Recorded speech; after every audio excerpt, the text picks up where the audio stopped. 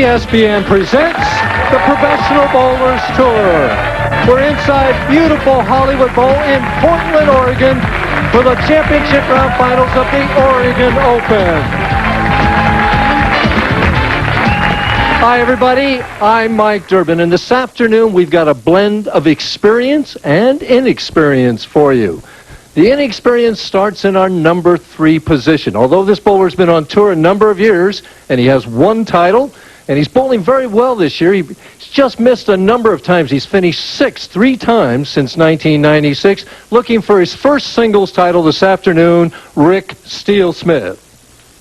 Our bowler in the number 2 position is the one with all of the experience, off to his best start in his professional career. This is his 3rd championship round performance in the last 6 weeks, actually in the last 4 weeks. He won a few weeks ago, was on the telecast last week, looking for victory number 23 this afternoon, Pete Weber. And the bowler in the number 1 position, looking for his first title this afternoon. He's very confident, bowled well all week long, has had the advantage. He thinks it's time to win this afternoon, Jim Johnson. My partner, Marshall Holman, has won many times in his career, and he's with our opening 2 bowlers. Thank you very much, Mike. I'm with Tim Criss. Tim, you averaged .235 and won all of your last 4 games last night. Does that momentum help you out today? Oh, I think it has to, Marshall. I didn't think I had a shot to make the show going the last 4, and right now this is all bonus, so I'm ready to go. All right, good luck to you. Doug Kent, I talked to you earlier in practice. You said the lanes were in a constant state of transition. Have they tamed down? What's it look like out there for you? Well, I think the person that's going to do well today is a person that's going to be very patient and stay with their own game and try to make the best shot they can and stay as clean as possible. I agree. Good luck to you. It's a demanding condition, Mike. Let's go to the action.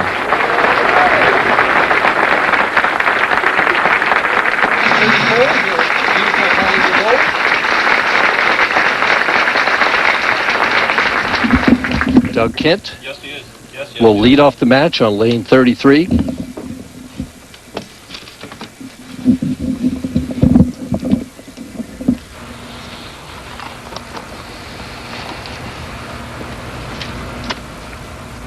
Yeah, he is on the spare. Yeah, he broke it. Comes in light, leaves the 2-pin. I don't hear myself. Am I on? Should we kill the headset? His headset? Well, he kept that first ball in play, Mike, and that's really what they're looking for right now. They're still trying to sort of feel out the lanes to get an idea of what's going to take to move on to the next match.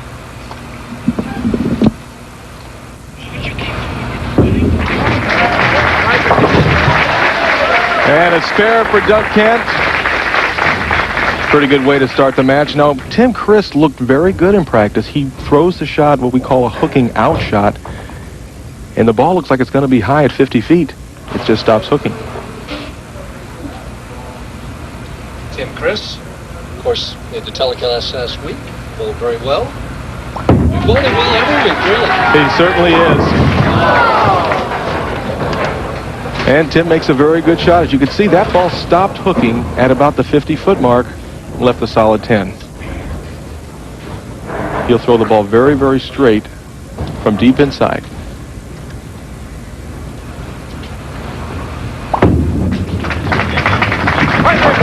Has the spare, no problem for Tim Criss.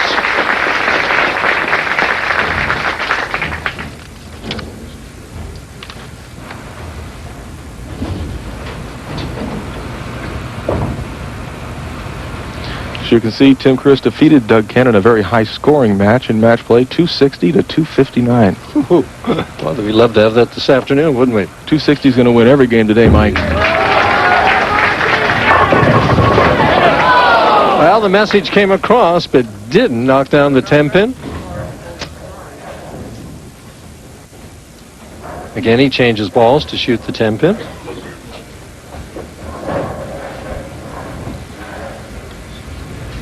Cross lane. Straight at it. A little off balance, but still converts it. No trouble for Tim Criss. Now Doug Kent on the right-hand lane. 30 years old from Canandaigua, New York, just outside of Rochester.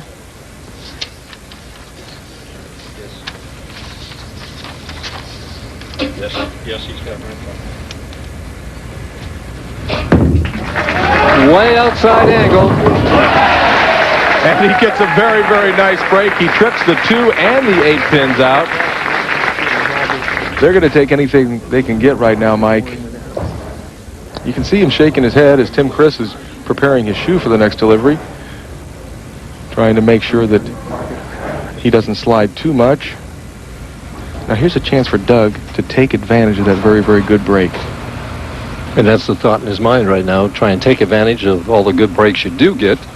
There's no doubt in my mind. That's exactly what he's thinking. More loft. And a perfect 1-3 hit for a double for Doug Kent.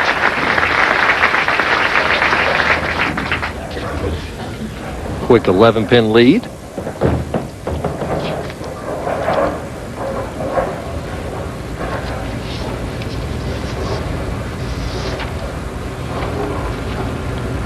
Tim Criss has been in the pocket both times leaving 10 pins. A lot more circle. There he gets a little friendly tap on that 10 pin. We'll take a look at Tim Criss, a 5-step approach. You see him start the ball in the second step. That's ideal. Very slow, shoulder high, and a nice low knee bend with a good follow through. He really sticks that follow through. See that left arm out there for balance. And now his opportunity to cut into that lead of Doug Kent with his own double. Nice soft speed. Boy, back-to-backers there. And virtually the same hit, Mike Durbin. Both players now have a double. The difference is 1 pin in this. What will happen when Kent comes back? We're going to find out as we see this final shot and what is known as the love tap. We'll be back right after this. Stay with us. The Oregon Open is being brought to you by Just for Men, the leader in men's hair coloring. Blends away gray in 5 minutes.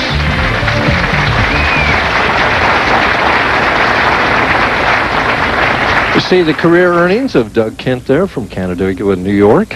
6'2", 185 pounds. Doug has just reached the magic age of 30. And he's got a 1-pin lead, looking to take it to 11.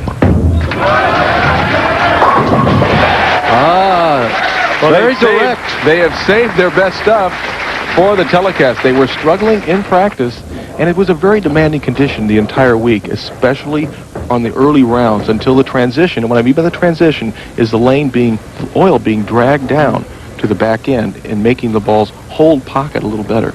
So before that, you were getting too much dart and dive? Oh, it was very, very difficult for the players to make consistent marks.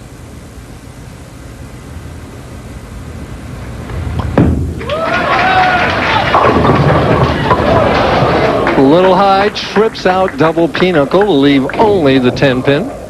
Kind of a good break and a bad break at the same time, Mike. You know, when you trip that 4-pin, you expect the 10-pin to fall, but that ball came in very, very, very, very hard. Now he's trying to overcome that back end with speed, right? Yes, he is. He is throwing the ball very, very hard and lofting the ball to also overcome the back end. He switches to a harder ball to shoot hard and straight at the spares. Very careful with this spare. And that's the result. He makes it. If Doug has a weakness, it is at times his inability to make the easy spares. Really? Little mental falling asleep there? Well, in watching him over the years, I have seen him miss a few, but I don't anticipate him having any problems this evening. Tim Criss, 5th frame, trailing by 10, can even the match with 1 more.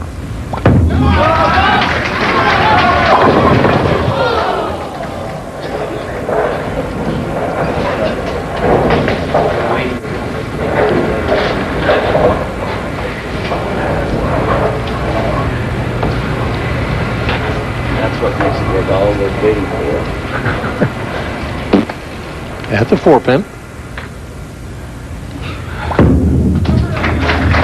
And no trouble. I asked Tim Criss if last week's performance would help him out on today's telecast. Absolutely, Marshall. Obviously, as you know, confidence out here is everything. And when you go on a roll, you just got to ride it and have a lot of confidence going this week, and hopefully it'll carry me through. Well, he's made good shots so far in the first half of the opening match, but trails by 11 as we enter the 6th frame. That's right, every ball in the pocket. And the 10-pin just does not want to cooperate. This was typical of all week. And there's his lovely wife, Sherry, and the 10-pins were tough to knock down this week, but it really was just the ability to be able to keep the ball in play that got our top 5 finalists to today's telecast. And of course, Pete Weber's bowling so well, he could bowl out in the parking lot and probably help lead one of the top 5. Well, just as I say, Doug Kent has problems with single-pin spares. Tim Criss puts a little bit of excitement into making a 10-pin. Let's take a look at Tim's ball. Now, it looks fine right now, but this ball isn't going to hook. Is the lane going to be long enough or short enough? Just barely. He had it measured just perfect. Yeah, and you can see he's a little bit relieved.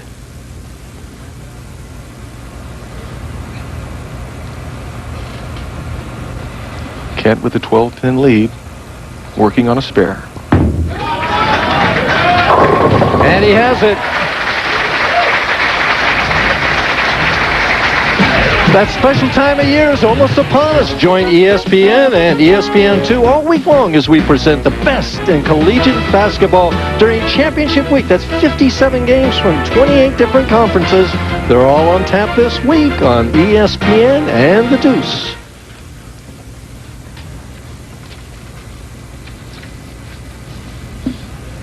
"12 pins ahead, 7th frame, can increase it to 22.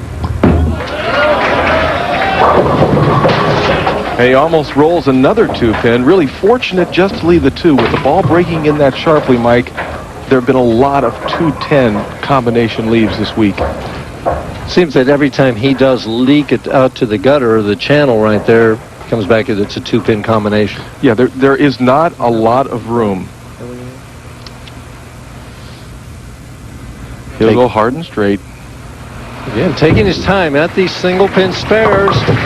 He has the spare. We're through 6.5 frames. Doug Kent leads by 12 pins. Can Criss come back? We'll find out when we come back. Stay with us. Criss trailing by 12 pins. It's the 7th frame. Boy, Mike, he's bowling a great game. He's put the ball in the pocket every time. Right now, Doug Kent has missed the pocket 3 times, but yet he has a 12-pin advantage. But both players are clean. Every time Doug has missed the pocket, he was able to make a spare out of it. As you heard Tim Criss saying, just make good shots. Can cut the lead down to 2 pins.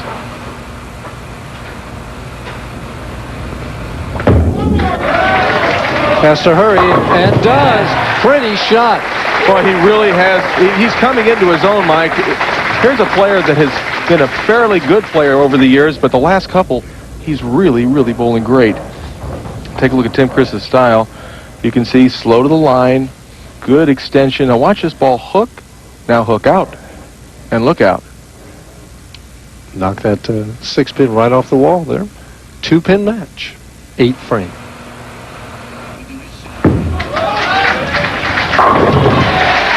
Hangs on to his lead. I asked Doug Kent after a number of solid years, do you expect more of yourself in 97? Well, I expect more of a consistent year than I had last year. Last year was a really good year as far as making finals. This year I'd like to up that a little bit and hopefully make more shows. And hopefully have more wins as a result of that. Yeah, and he's a player with such great talent and versatility. I really look for him to have a great 97. Can increase that lead back to 12 pins. 9th frame. Uh-oh. Oh, my gosh.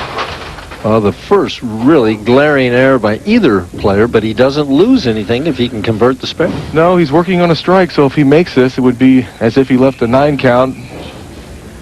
It looks as if he just got ahead of himself. He got to the line before the ball, and there it goes. He's playing about the 2 board, so it only takes a couple board mistake to get it into that channel.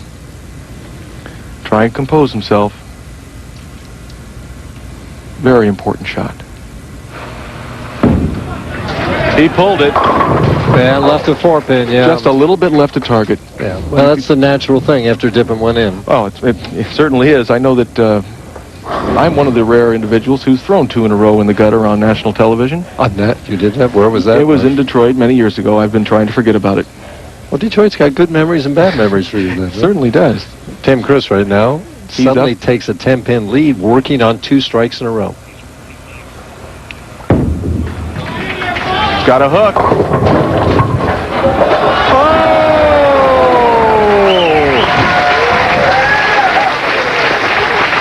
The pinette Well, it's kind of a pranced around. it's the same good break. As you see the pin action here, the same good break that Doug Kent had early in the match. Look at the head pin go to the sideboard, kicks the 4-pin into the 2-pin, and is it going to fall? Why, sure it is. Well, it hit it twice. 20-pin lead, working on 3 in a row. Needs a mark to win this match. That ball's left of target. Ooh, and now he's left himself the difficult 3-6, 9-10, Mike. Needs to make this spare to shut out Doug Kent. He's looking over the score, adding it up in his mind. If he misses this, he would wind up with, what, 211? Yeah, it's either 211 or 209. Depending on whether he gets 8 or 9 out. Needs to make this spare.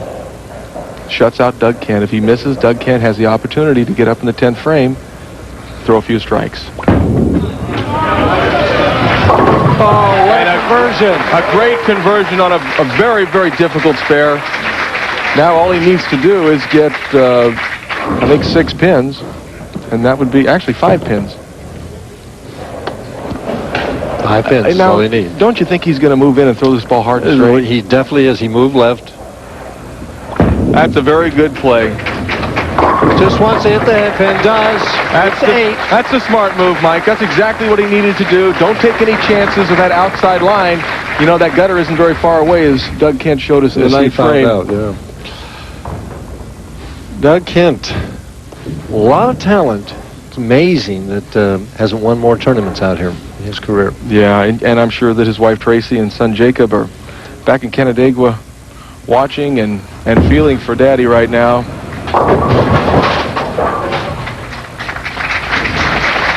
Well, he was in that trap, you know. If he got a little wide, he left the 2-pin or combination thereof. Yeah, Tim Criss definitely had the better line toward the pocket. A disappointed Doug Kent is going to finish with 207 if he can strike here on the fill ball. And add this to his experience ledger to hope that it helps him next time to get that win. Leaves the 210, finishes with 205. The winner, Tim Criss. When we come back, we're going to have a tip. But this time, it's going to be from the new guy. We'll find out what it is. So this. I'd like to thank Mike Durbin for giving me the opportunity to do today's Average Builder. I was talking with Mike last week about how to get around the ball return when the lanes hook a lot. For a player like myself who takes a long approach with 5 steps, using my legs to develop the speed to get the ball down the lane properly, it's difficult when I have to play inside 22 or 23 board. The way the lanes have been lately, you have to get all the way inside the 5th arrow in order to project the ball properly down the lane. Well, how do I do that? Well, it's very simple, really. I bring myself up to the front of the ball return. I take my 5-step approach, cut it down to 4. Now the ball return isn't in my way, and the shot looks something like this.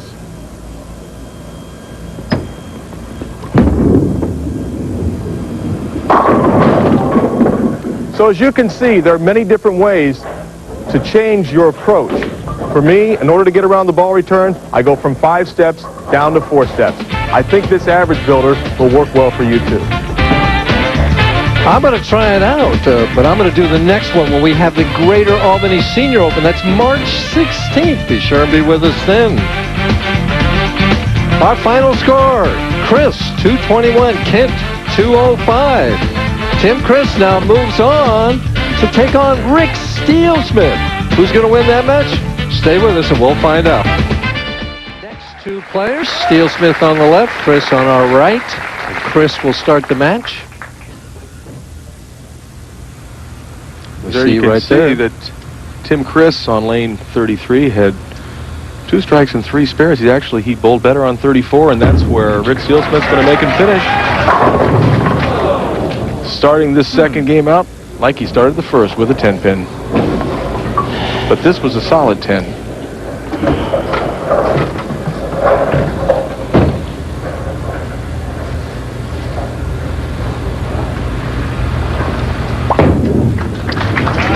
Has the spare. Steelsmith will be playing a different angle.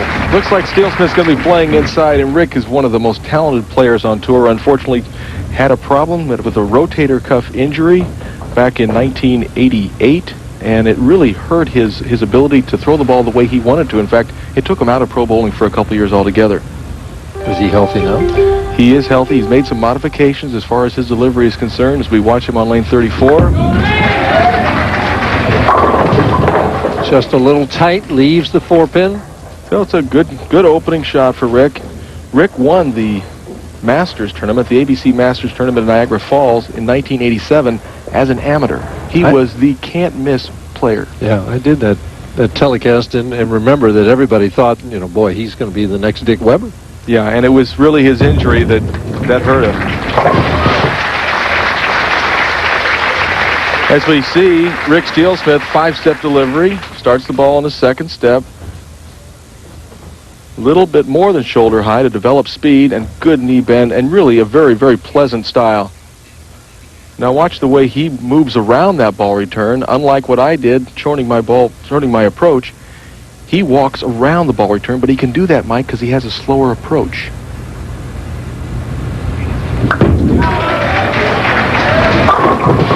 Perfect shot on lane 33. Steelsmith trying to pump himself up.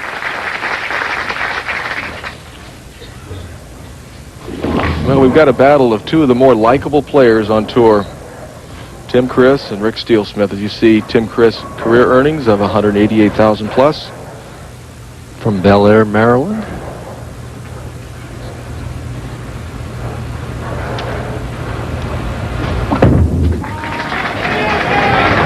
Brings it up in there. Perfect shot on lane 34. No trouble with the ball return for him. Not a bit. And we see we had just over 100 entries. Everybody averaged over 200, Marsh. I didn't. Oh, you didn't. Okay. I kept the overall average down. I was trying to do my part. Moderate to low scores this week. They were difficult. These pro bowlers always find a way, though. Trying for a double. Again, can't knock out the 10-pin. Finds himself in an interesting position, Mike. He's hitting the pocket on a demanding condition. Does he switch balls to maybe try and get better carry? I would be hesitant to do that, but in today's game, that's an adjustment that many players do make. Cross lane at the 10-pin. He shot a bunch of them. Has it. You keep mentioning the demanding condition, that they were tough all week long. What made them so tough? I mean, just a small area to aim at? Well, what made them tough was that the lanes were very, very wet in the front and very, very dry in the back end. So you've got that big dart and dive kind of shot, as you like to call it, and it was very, very difficult to try and keep the ball just in play. Kind of an ice rug type. Yeah, thing. once the lanes transitioned, they became a little easier. As Steelsmith going for a double. Boy, he had him coming from both sides to knock that 10-pin over. That's the smooth power of Rick Steelsmith. Really a very effortless kind of a style. We'll take a look at these pins. This ball's coming in a little bit light. Rips the 5-pin. Here comes the head pin coming back for a little messenger help. Boy, he didn't get it with the love tap. He was going to get it with the messenger. Yeah, he had the 6-pin and the head pin going at it. As he takes a 10-pin lead, going into the 4th, can increase it to 20.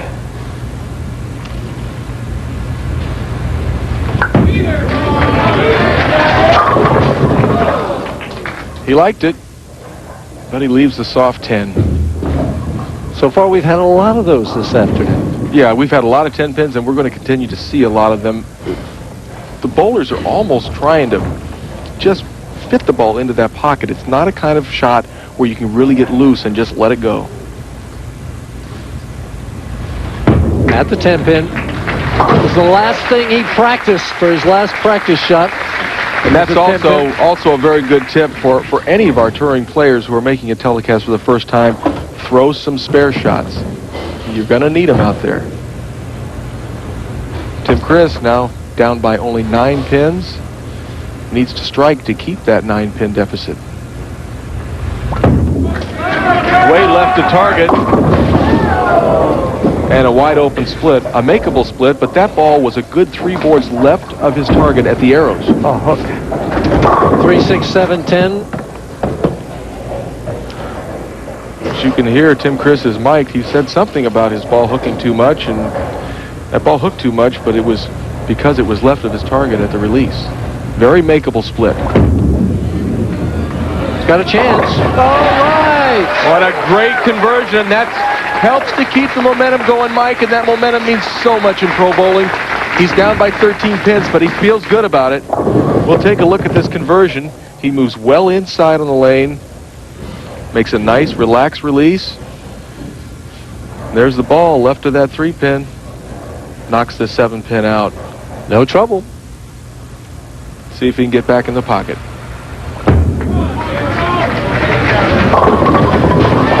Well, the light scrambler. I'll tell you that, it's fun. It's fun to get that kind of a strike, because I think Sherry's excited about that strike. She kind of keeps a low profile, just like her husband. I tell you, I think she's the duck on top of the water. A lot happening underneath that water. Oh, yeah. Steelsmith leading by 13, 5th frame. Working on a spare.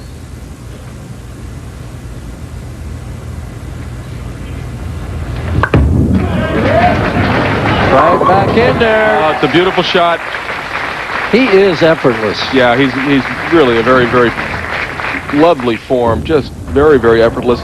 His daughter, Kayla, who's 2.5 years old, I was told, went to sleep last night with a picture of Daddy. So I know that Roxanne and Kayla, they're watching right now, and they've got all the fingers and toes crossed. They're watching back in Wichita, Kansas. Yes, they are. Rick now has reached a ripe old age of 32. Still seems like a kid to me. Yeah, he does to me, too. Trying for another double. Oh. Well, the 10-pin just won't cooperate with either player. No, that would have been a great shot. You really want to put the pressure on going into commercial, because then your opposition has to sit there down an extra 10 pins, for the 2 minutes or so, and makes you even more nervous. Once again, Rick will go hard and straight with his spare ball. Cross lane at the 10-pin has the spare. So we've got a nip and tuck battle. Steelsmith leads by 13. Criss is working on a strike. Can he come back? We'll find out right after this.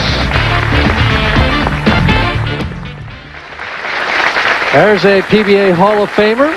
Seems to get better with age, Ernie Schlegel. Yeah, he does, and he's also being inducted into the ABC Hall of Fame this year as well. As Tim Criss is down by 13. Needs the strike to get to a 3-pin deficit. A good-looking shot. Wow. And he gets the messenger, Mike. Seems like that's the only way they can knock that 10-pin over. Boy, he walks to the line slow. He throws the ball slow, and the pins fall over slow. Here comes the head pin, taking its time, but actually the head pin hit the 6-pin. The 6-pin got it out. And he is relieved. Now he has the opportunity to take the lead. The first time in the match, trailing by 3 pins for the lead.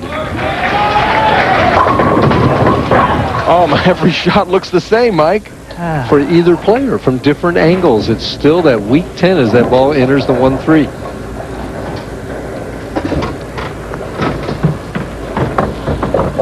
And the players have had a lot of experience shooting this 10-pin.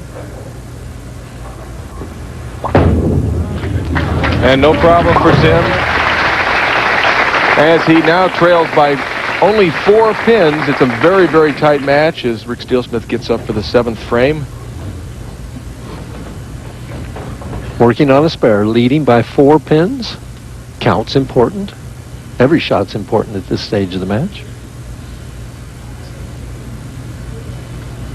11 years on tour, only 1 national title, and That was a doubles. Yeah, I never would have thought that would happen to this player. That ball has got to hold.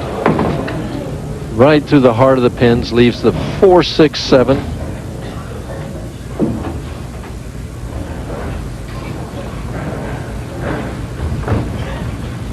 He'll go for the count, hard and straight at the 4 and 7 pins.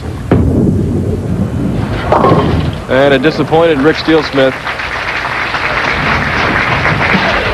Later tonight, we've got a basketball doubleheader as Derek Willoughby leads Iowa State into Stillwater to take on Oklahoma State. Then it's Utah, led by Keith Van Horn, taking on New Mexico. That's at 9:30. All the best in college basketball action right here on ESPN. Well, Rick Steelsmith now trailing by 10 pins, has to keep the pressure on. Needs to strike here. Good shot. That ball hung, and you know, how many times do you see someone go high on one lane and then make the subconscious adjustment on the next and come in light? Looked like he got out of that ball clean. I thought he... It looked pretty good as we see it again. He's playing well inside, about the 22-23 board, and the ball hooks out. Gets a good break, leaves only the 5 pin. He can practice on this. He'll throw the strike shot to try and get ready for the next time he bowls on that lane. Says, yeah, that's where I wanted to put that ball.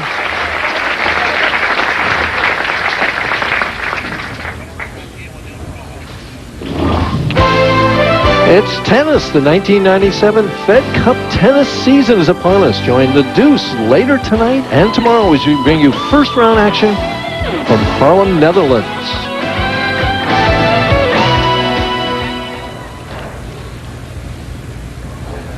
Leading by 10 pins. That ball's coming back. And just barely knocking down the 10. Nothing falling fast today at all, Mike. And nothing powerful. It's just all the love tap. No, and this is basically Tim Criss's... get the 10 out. As you hear him say, that's it's the only way he can get the 10 out. And he'll take it any way he can get it.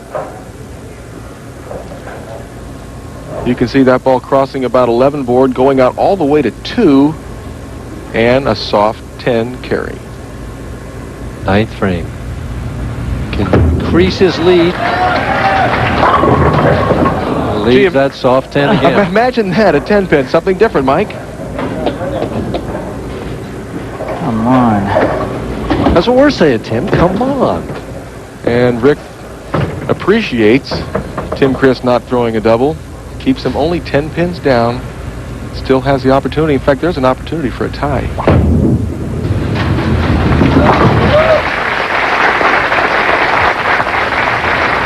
I asked Rick Steelsmith if he thought by making the telecast, if it takes the pressure off of him. I think so. I've had a lot of close calls in the last probably 10, 15 tournaments, and it's just a big relief to finally get back in the show again, and I think it's going to take the pressure off enough that I can relax and bowl well. Well, he needs to bowl well right here in the 9th frame as he trails by 10. He needs to keep that count right at that point. Right, and it wasn't the lane that caused the bad shot. He was short with it. He did not extend the ball down the lane. We'll see if he can throw a better shot here in the 9th. Oh, yes. He knows it. He knows what he has to do, Mike. He has to strike in the 10th frame. We'll take a look at his release here. Boy, intense eyes. Gets that ball behind him, real close to the ankle, and right up the back of the ball. That's where the power comes in, Mike. It's not from the spin. It's from that forward roll up the back of the ball. What kind of pressure bowler is Rick Steelsmith? Well, he'd always been a great pressure bowler when he first came out on tour. And then with the injuries, it took a little of his confidence away, but I expect this ball in the pocket.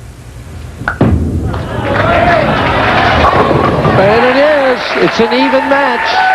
Great shot from Rick Steelsmith. He shows you some of his power. He definitely throws the stronger ball of the twosome. He has the opportunity to take a 10-pin lead with a strike in the 11th. His possible is 215. Tim Criss can strike out and shoot 215. So this match is certainly not over.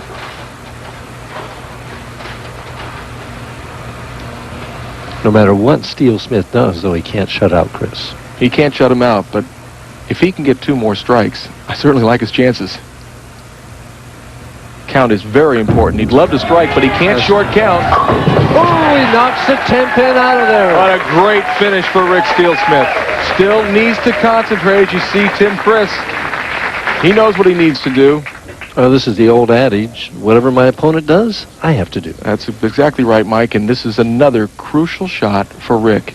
He needs to get the ball in the pocket, give himself the opportunity to strike. If he short counts, it could mean the difference in the game.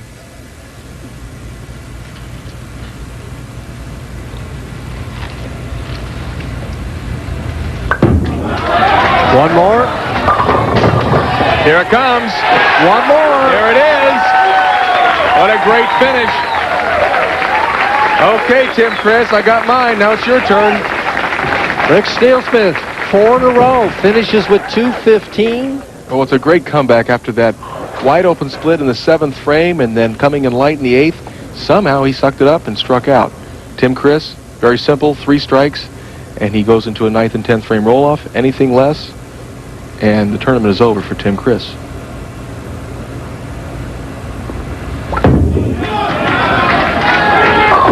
Well, snap that 10-pin out of there that time. Oh, that rack went down fast for Tim. Now, he should be thinking about your tip from a few weeks ago, Mike. Just one more. Because you can't think about getting that 3rd one. He's got to think about one shot at a time. One shot at a time. I'm sure he is. I'm sure he is, too.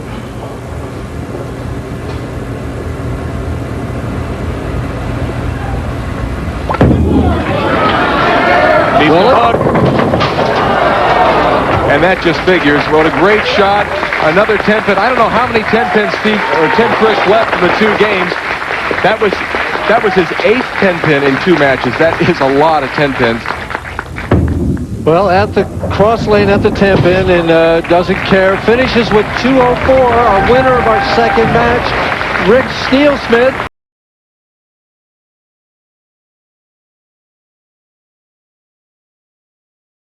ESPN presents the Professional Bowlers Tour. We're inside beautiful Hollywood Bowl in Portland, Oregon for the championship round finals of the Oregon Open. Hi, everybody. I'm Mike Durbin, and this afternoon we've got a blend of experience and inexperience for you. The inexperience starts in our number 3 position. Although this bowler's been on tour a number of years, and he has 1 title, and he's bowling very well this year. He's just missed a number of times. He's finished 6th 3 times since 1996. Looking for his first singles title this afternoon, Rick Steelsmith. Our bowler in the number 2 position is the one with all of the experience, off to his best start in his professional career. This is his 3rd championship round performance in the last 6 weeks, actually in the last 4 weeks. He won a few weeks ago, was on the telecast last week, looking for victory number 23 this afternoon, Pete Weber. And the bowler in the number 1 position, looking for his first title this afternoon. He's very confident, bowled well all week long, has had the advantage. He thinks it's time to win this afternoon, Jim Johnson. My partner, Marshall Holman, has won many times in his career, and he's with our opening 2 bowlers. Thank you very much, Mike. I'm with Tim Criss. Tim, you averaged 235 and won all of your last 4 games last night. Does that momentum help you out today? Oh, I think it has to, Marshall. I didn't think I had a shot to make the show going the last 4, and right now this is all bonus, so I'm ready to go. All right, good luck to you. Doug Kent, I talked to you earlier in practice. You said the lanes were in a constant state of transition. Have they tamed down? What's it look like out there for you? Well, I think the person that's going to do well today is a person that's going to be very patient and stay with their own game and try to make the best shot they can and stay as clean as possible. I agree. Good luck to you. It's a demanding condition, Mike. Let's go to the action.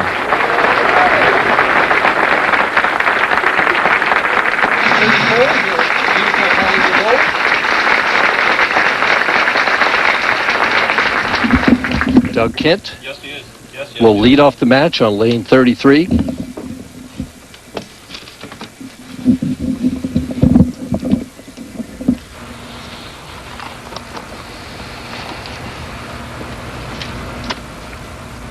Yeah, he is on the spare. Yeah, he broke it. Comes in light, lead problem. Well, Pete, you made me look bad. We'll take a look at Pete Weber. He's going to shake that off. Not a big deal. You can see Pete takes a 5-step approach. The ball starts in the second step, and look how high his backswing is. Way up there. Beautiful position to release. A lot of power. Such an athletic finish.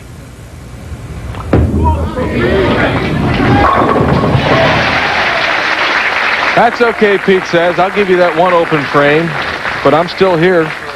These guys out here are too good to give him anything. Well, he didn't want to give it to him, but he knows there's a lot of game left. As you can see, Rick Steelsmith defeated Pete Weber 258-228 in match play.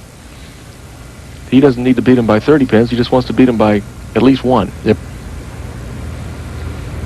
Coming off a bad shot in the first. Better release. Ball kind of hooked out right at the pocket there. It hooked out just at the right time. About 55 feet, that ball was flush, and it just stayed there. Rick Steelsmith. We'll take a look at Rick Steelsmith's release. Once again, coming right up behind the ball. That's so important for all you amateurs. And that snap there at the end. It's a wrist snap coming from behind the ball. So many people equate hooking with spinning, and it just doesn't work. Pete Weber's not even watching. High. Got a good break. Trips the 4 out, leaves just the 9. That might have been just a little bit of residue from the first shot on lane 33 where he missed the head pin. Changes balls to shoot at the 9 pin. Single You can pin see spare. his best finish at the Columbia 300 Open was 6th place. He makes the spare, but didn't hit much of that pin, but got enough of it. Kind of gave it a little longer look than he Yeah. thought he'd need to. And Rick has finished 6th so many times in the past, half a year to 9 months. It certainly feels good for him to be bowling on TV. This guy's there every week. And the 1 week he didn't make it, he lost the position round to miss out on the telecast. As you can see, he won in Tucson. Little bit of a disturbance off the left. A young lady was getting back into her seat. Pete Weber, being the professional that he is, will reset himself. Very, very big shot, working on a strike. Can cut that lead from 11 down to 1 pin. That'll get there.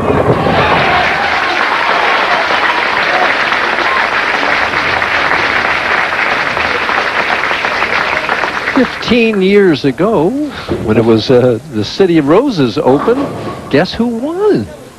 That was when it was called Timber Lanes. That's before Leo and Mark Frank purchased this beautiful facility. 15 years ago, my gosh. He came out on the tour young. He hasn't put a pound on since.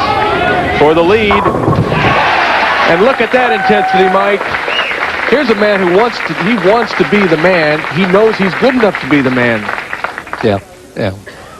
Well, in the back of his mind, his dad has, 26 titles? I'm sure that's... He's aiming to get that this year. Well, yeah, he'll get there. And there's not a prouder man out on this earth than his father, Dick Weber.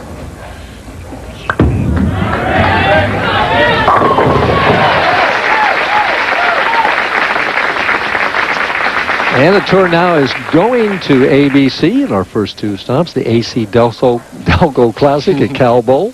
And then we go to the Showboat Bowling Center in Las Vegas for the Showboat Invitational, the oldest stop on the PBA Tour. That'll be ABC, 3 o'clock to 4:30 p.m. Eastern Time. March 8th and then March 15th. Rick Steelsmith with the opportunity to take that 9-pin deficit and turn it into a 1-pin lead with a strike on 33. Oh, what a bad break. A late hit carries many, many times. As you can see, Pete Weber pointing at something. I think he probably wants a re-rack on lane 34. We'll take a look at this ball. This is to take the lead. It's trying to hook back. It gets a little of the head pin, and that shot will strike a lot of times. A lot of times. At the 7-pin. Straight at it. Hang on, ball. Straight at it. It hangs on. It was listening. 9 pins the difference. Weber has him. You can see Pete Weber is only 21,000 behind Walter Ray Williams. He can get to within $3,000 of Walter Ray this week, and don't think Walter isn't concerned about that because he doesn't want to relinquish that spot. For 4 in a row. It's got a hold, and it did. And it did. Look at that. There's a lot of intensity going on with Pete Weber. He wants it bad. He's always angry at the pins, it seems like. Well, I can relate to that. It's fun being angry at the pins. When they fall down. Yeah, yeah, when they cooperate. Seems like a lot of times in that argument, though, they have the last word. Well, yeah, too many times. Weber, 5 in a row. Got a hold, and it does again. That ball was left of his target, Mike, but he got the ball out of the lane, projected it out, and it held. Pete Weber leads by 29. Rick Steelsmith is overcome. Can he come back? We'll find out when we come back. Stay with us. Rick Steelsmith trailing by 29 pins. However, we do have half a game to bowl, and he says, I'm going to show up, and I can strike too. As you can see, his TV averages in the past 4 wins, 9 losses. He's going to have to start striking now. Pete Weber is really, really throwing it well. Good looking shot, but it just a hair soft or something. It's clean. It looked good off his hand. I think he thought it looked good off his hand. Well, now he puts himself in a huge position of being so far behind with Pete Weber throwing nothing but strikes. 4-6-7 at the 4-7. Nothing bounces out, so it's an open frame in the 6th frame. Steelsmith now falls further behind. And that's unfortunate. He was bowling on a lane that he had struck the previous 2 times. Mike Durbin, along with Marshall Holman here for the championship round finals of the PBA Oregon Open. We're in the semifinal match. Rick Steelsmith is taking on Pete Weber. Steelsmith defeated Tim Criss in our second match after Criss had won our opening match over Doug Kent. Rick Steelsmith looking for his first strike on the left lane, and it's just not happening in our semifinal match. Weber on a roll, 5 in a row. Yeah, Weber gave him the early break, missing the 3-6-10 in the first frame, but since then, nothing but strikes. And you said that wouldn't matter, that Weber would just shake that off. Well, if you're going to make a mistake, do it early in the game.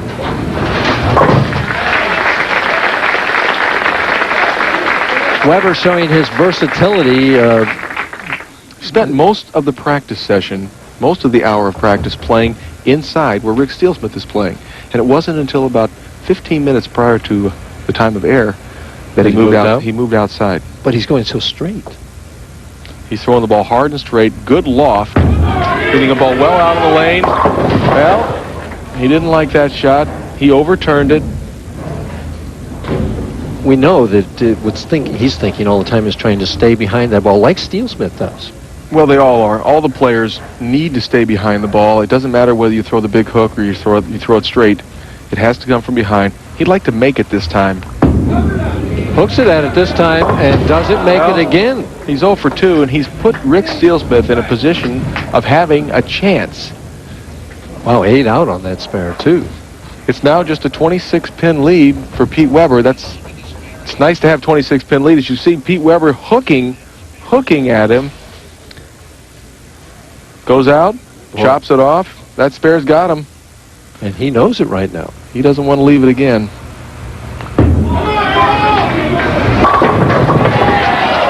Funny hit. Well, that's a very common hit in today's game where you hit half pocket and you snap the 10-pin out and leave the 7.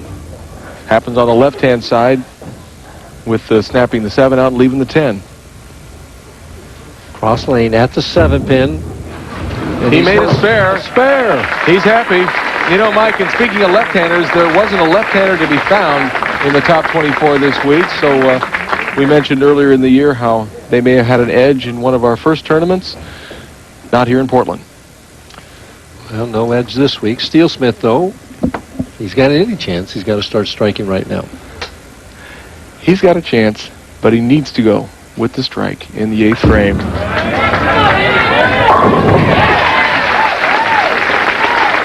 Keeps himself alive. strike in the 8th frame, 9th frame. He can still strike out for 216. He can strike out for 216. Pete Weber currently working on a 212 pace. That's so what I count, yeah. This is an extraordinarily important shot for Rick. He was able to suck it up last game when he needed it at the end. Can he do it now? Well, he knows he's still in this match. Well, you'll see a lot of emotion if he gets a strike on lane 33.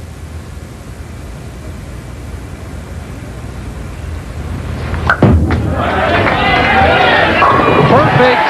Oh, yeah. And Weber's got to be thinking to himself, what the heck did I do giving this guy a second life? Now, Pete's got a couple of problems. Number one, his lead is down to 16 pins. But the other problem is he's come in high on this lane twice.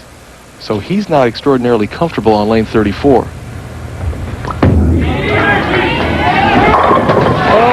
man. Or maybe he is.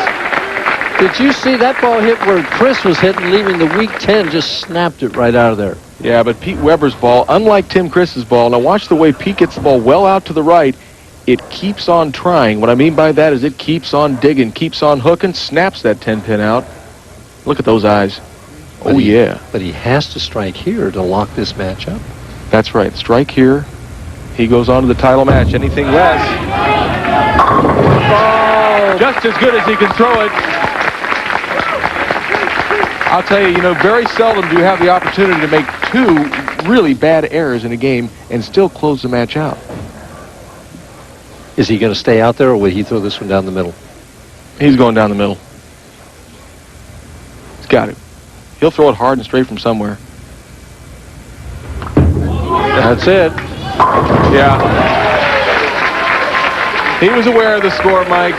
Did exactly what he had to do. Now, on this shot, I think he'll go back to his strike shot again to try and be comfortable, ready for the final match. No, he's throwing hard and straight again. My gosh, he's striking from everywhere. As he shows his power. Weber. Pete he's a fan of bodybuilding. That we can tell. He knows all the poses. He just doesn't have the body. 9 strikes in that game. 2 opens, 1 spare. 232 Pete Weber winds up with.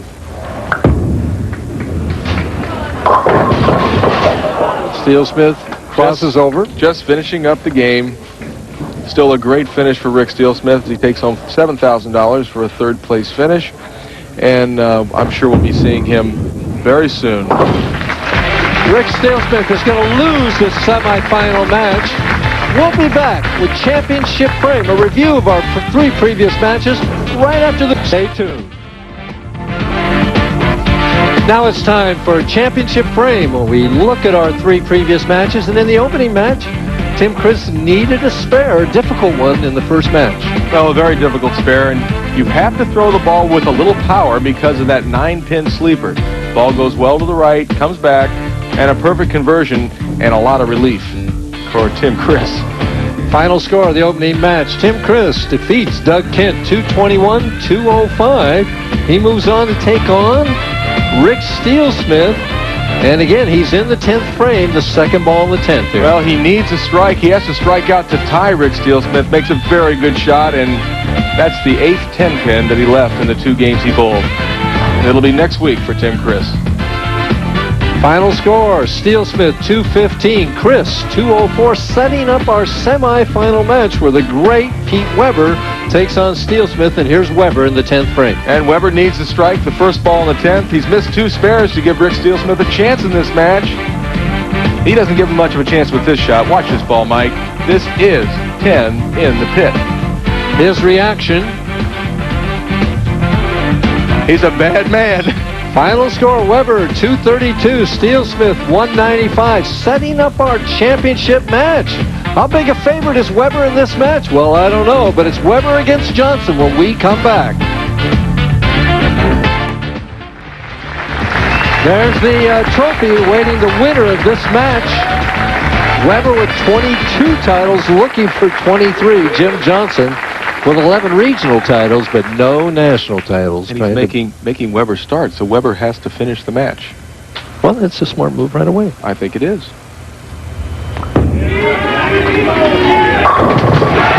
Boy, he's a special player, Mike. He really is. it's awesome that to be the son of someone as great as Dick Weber and come out on tour and maybe, yes, right, maybe be better than him is beyond thought. As we see our first look at Jim Johnson Jr. Goes very direct. That's a nice shot. Stay down. To practice for. As you can see, he's Mike. There's the proprietor, Mark Frank. Back-to-back proprietor. Boy, that's just unbelievably tough. I can't imagine it. And what a tough spare to start the match off with. And he makes the bucket. You heard him say stay down. That's what you practice for. He wants to make sure that he doesn't pop up at the line so he can get the proper leverage. He didn't get the good fingers in the ball because he didn't stay down. As you can see, he qualified first with a 221 plus average. Really ran away from the field. But now he needs to try and run away from Pete Weber.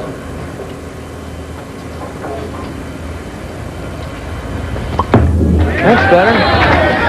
Well, you like that shot. Straight into 1-3.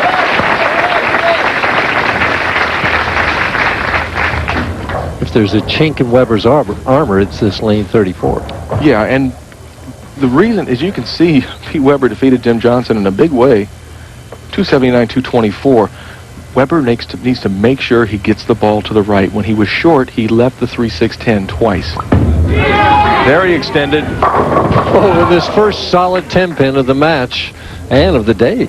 Not happy with that.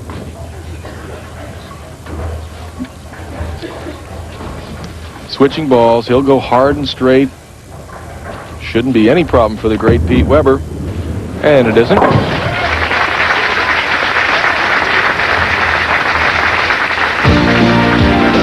Richmond International Raceway is the home of the NASCAR Pontiac Excitement 400 tomorrow at 1 p.m. Join ESPN for all the exciting NASCAR action as they compete for over $1,400,000 in prize money.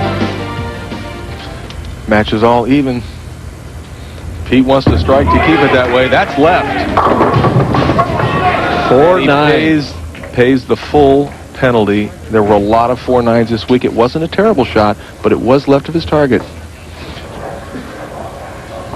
We'll take a look at it after. Well, we'll watch him make this spare or attempt to make this 4-9. And he's going to go for it. Oh, without a doubt.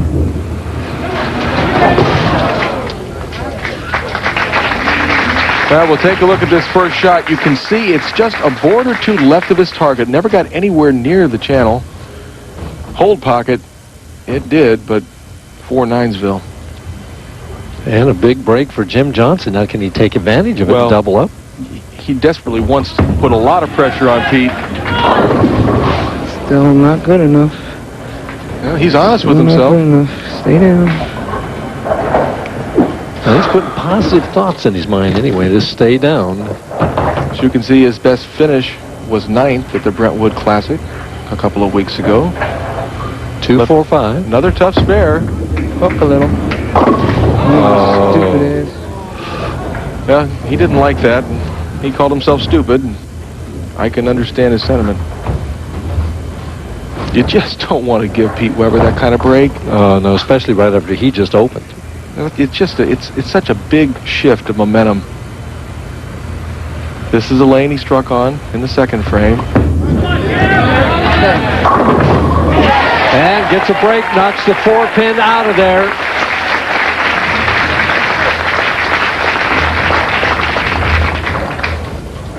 Right now, Weber has a 2-pin lead after 3.5 frames.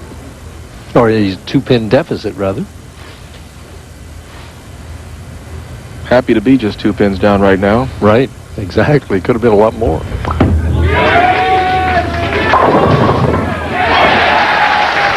A little help for Pete Weber. So both of them knock out the 4-pin. Yeah, he sort of, I think he stares them down a little bit. Watch this ball just a little bit left of the target. Coming in a little high, not bad. Will it kick it out? Something hit it. And a patented Pete Weber reaction. It definitely is. Trying for a double now. To take the lead.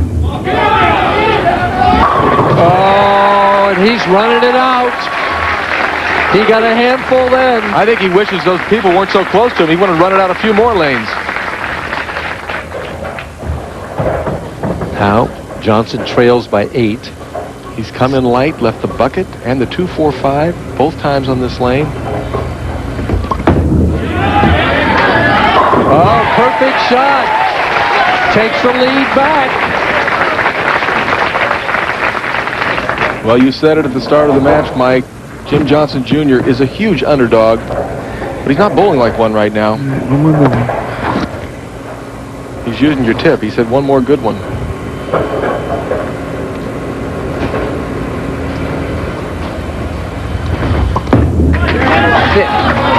Oh, he's perfect. Boy, he's got a little bit of hold. There's his fiancée, Sabrina Robeson. She loves that strike. That ball looked like it was going in high. I don't think he can go high.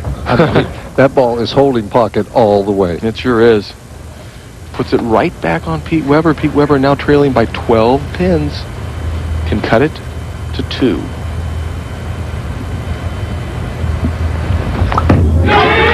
Will it hold? No. He got too much of it. He got too much fingers in that ball. And maybe just a little bit slow. And that was something we saw all week. Didn't have to miss 3, 6, 4, 7, 10. Didn't have to miss by much to pay the full penalty. This ball will go right through the heart. Pete Weber with the opportunity to make this spare. It is makeable. It is makeable. Oh! He couldn't make the 3, 6, 10, but he makes this. Isn't that amazing? Boy, he's got a lot of heart, Mike. Down by only 17 pins. It could have been much, much worse. Coming up after this is all the sports and highlights on SportsCenter. Stay tuned for that. And we might see Pete making that spare on the highlights. Well, it was one heck of a shot. Very exciting. Roll off balance. And there he goes again with that bodybuilding routine of his. You have to wonder if a little of that isn't... Watch this. Here we go. Come on. Show us those muscles, Petey. Arr. however, Johnson working on a turkey, trying for 4 in a row and a 27-pin lead. That's left. Oh, he almost... So bad. You never bowled before. Well, he says he's never bowled before, but he just led a PBA tournament. Oh, bowler's self-talk is sometimes just so destructive. He's in his 3rd consecutive match play appearance. Shouldn't have any problem with the 6-pin. He keeps talking about him not staying down on that right-hand lane. You have to wonder if he feels like he needs to help the ball. He's got a great reaction if he makes the shot, it appears to me. Yeah, he needs to have the composure and the wherewithal to make the good shots. Oh, God. Yes. Now, I couldn't tell whether he liked that shot off his hand or not. He comes right out right away. Looked like he thought it might be going high, but that ball's holding. Weber down by 16 pins. It's the 8th frame of the title match. It's time to get it done. He came in high last time. A little bit slow, a little bit left to target. Needs to regroup on lane 34. Oh. And that was a very good shot, and he knows it. 2 4-9s in the same game. And that could... He's got to make this, too. That could be it. He needs to make this. Just missed it. Oh. So Weber opens in the 8th frame with 8 out. Falls further behind in this match, now trails. And all he can do is shoot 197. Jim Johnson Jr. working on a 207 pace. So if Jim Johnson Jr. can throw 2 marks, he wins. Weber can't miss lane 33, but lane 34, different story. 2 splits over there, 3 splits in the game. But Johnson still has to finish it out. Johnson does have to finish it out, and there's a lot more riding than just this victory. If he wins, he's going to be bowling in next year's Tournament of Champions.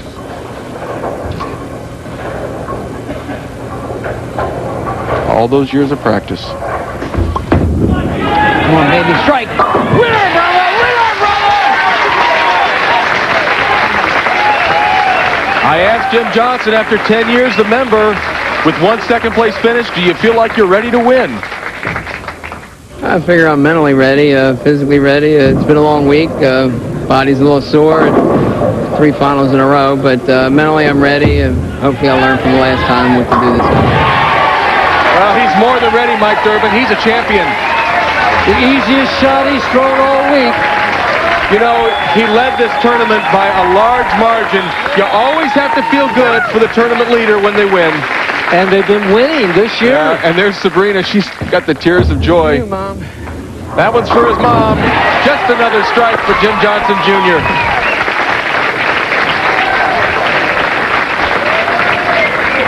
And you know it's got to feel even better beating Pete Weber. One more and he'll finish with 237. That's the place for that one. Oh, that's the place for that one, is right. And he gets a congratulatory hug from Pete Weber.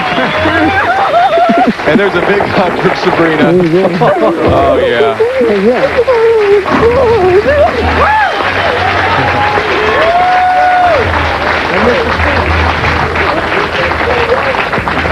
Well, I bet Sabrina's glad she made that trip from the East Coast over here to watch him win. Weber takes home $9,500. Another second-place finish, and he's disappointed.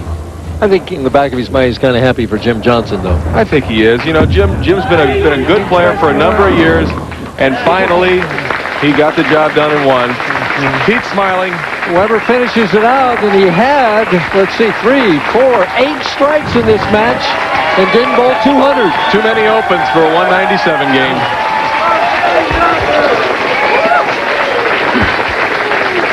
And the people here in Portland love it. We love it. Everybody loves Jim Johnson. We'll be back to talk to our newest champion right after this